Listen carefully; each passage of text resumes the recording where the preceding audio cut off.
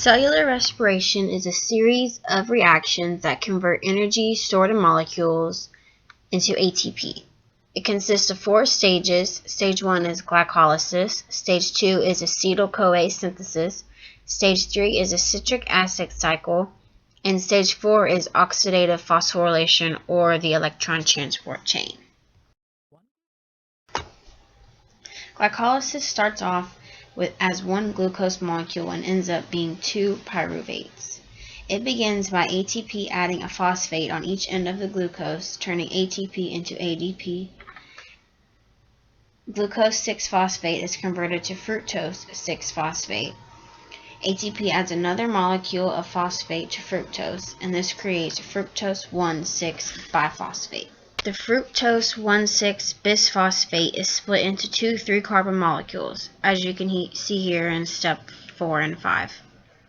For each molecule of glucose entered into the glycolysis, 2 3-carbon molecules are produced and entered into the final stages. NAD and phosphate come and attach phosphate to the 3-carbon molecule. NAD picks up 2 electrons and 1 proton in order to be neutralized, and NAD transitions to NADH. And this happens to both 3-carbon molecules. A kinase comes and ADP takes phosphate off the 3-carbon chain and turns it into ATP again. And this happens for both 3-carbon molecules.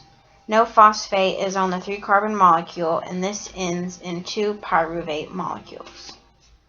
The end product of glycolysis is 4 ATP molecules, 2 NADH molecules, and 2 pyruvate molecules. But in the beginning of glycolysis, as you can see, it uses 2 ATP molecules, so it has to give 2 back.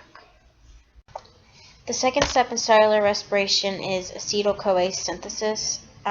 This is the key step in linking glycolysis and the citric acid cycle together. The first part of the pyruvate is oxidized and goes to form carbon dioxide. Some electrons are lost and are donated to NAD, which is reduced to NADH. And then a group of enzymes then come and put the coenzyme A on the 2-carbon chain, and this results in acetyl-CoA. So it ends up producing 2 molecules of carbon dioxide, 2 NADHs, and 2 acetyl-CoA from 1 starting glucose. The third step of cellular respiration is a citric acid cycle. A 4-carbon molecule of oxaloacetate reacts with a 2-carbon acetyl group and forms a 6-carbon molecule of citrate.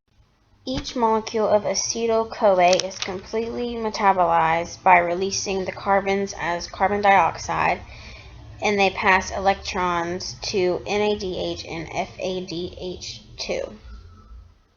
In the end, there's a total of 6 NADH molecules, 2 FADH, and 2 molecules of ATP, and 2 molecules of CO2 formed. The 4-carbon oxaloacetate molecule is left over, and the other acetyl-CoA molecule comes in and attaches the acetyl group to the oxaloacetate, and the cycle continues.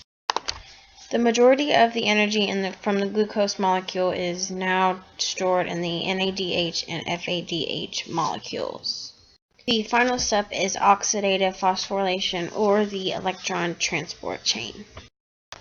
Electrons donated by NADH enter complex 1, and if they're donated by FADH2, they enter complex 2.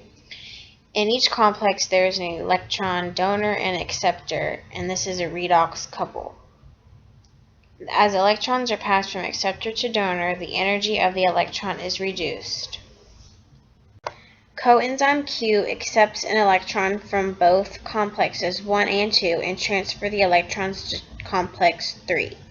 Complex 3 transfers the electrons to complex 4 by cytochrome C.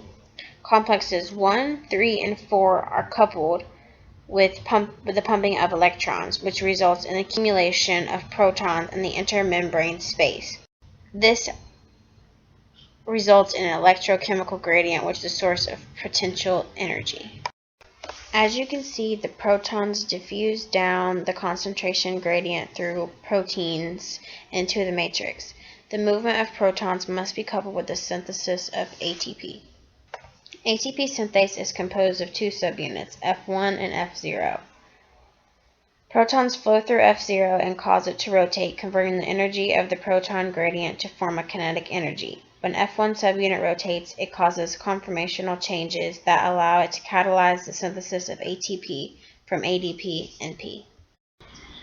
Going back to glycolysis, when fructose 6-phosphate is turned into fructose 1,6-biphosphate, it is done so by an enzyme known as phosphofructose kinase 1, or PFK1. When ATP levels are low, PFK1 is activated and allows glucose to continue. But if ATP levels are high, PFK is inhibited and glycolysis slows down.